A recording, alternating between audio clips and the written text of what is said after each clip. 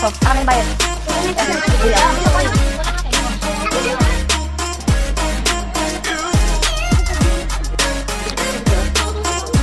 Ako yung chocolate.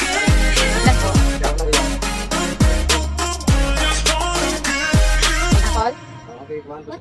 Apple? Watermelon.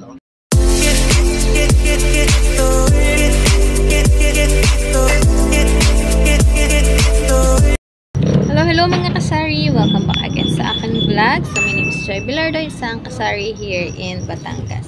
So kamusta po mga kasari? Yan, in this video mga kasari ay tatalakay natin kung paano ba magpadami ng customer. Yan. So simple lang mga kasari ang ginagawa ko para mapadami ko yung mga tumer dito sa aking tindahan. So ayun nga mga kasari, inuumpisahan ko yan sa mga batang tumer mga kasari. Yan.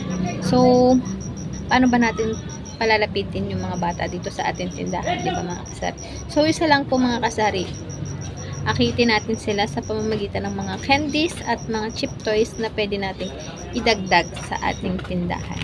Yan.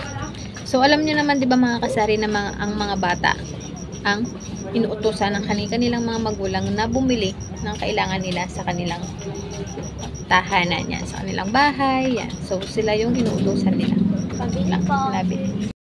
So balik tayo mga kasari. So may bumili lang po, yan, kagaya ng pinagbilhan ko mga kasari, bata din po yung pinagbentahan ko. So bumili siya ng dalawang Lucky Me beef, tapos isang Joy na maliit.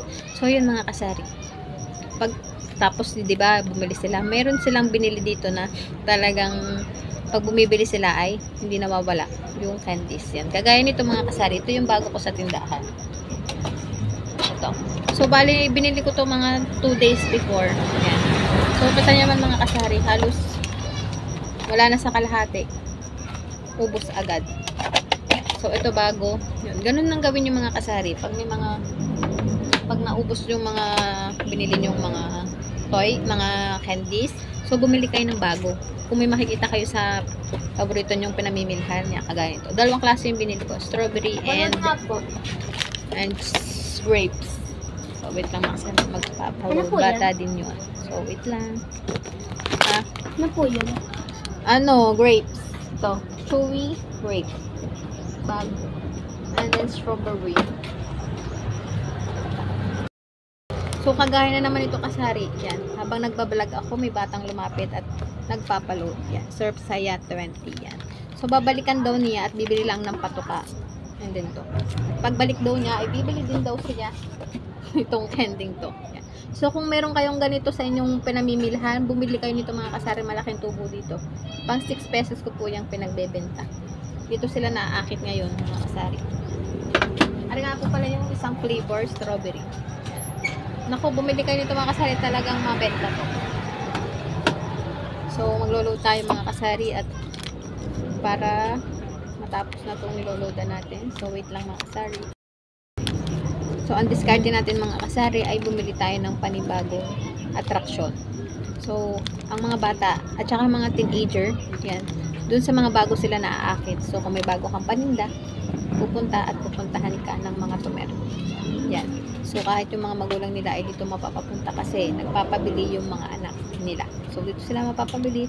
So, dadami ang ating benta sa ating tindahan, mga kasari. So, yung pamaraan na ito mga kasari ay talagang napaka-effective yan. Kung palagay nyo, kung ramdam nyo ang inyong tindahan ay hindi masyado nilalapitan ng mga bata, yan.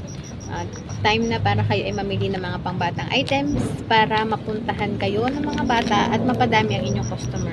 Yan, pag napuntahan kayo ng mga bata, yan, mayroong tendency na dito sila bumili kasama ang kanilang magulang. Yan. So si magulang, pag mayroong kailangan din sa inyo sa kanilang bahay na kulang, ay dito na rin mapapabili sa inyong tindahan mga kasari.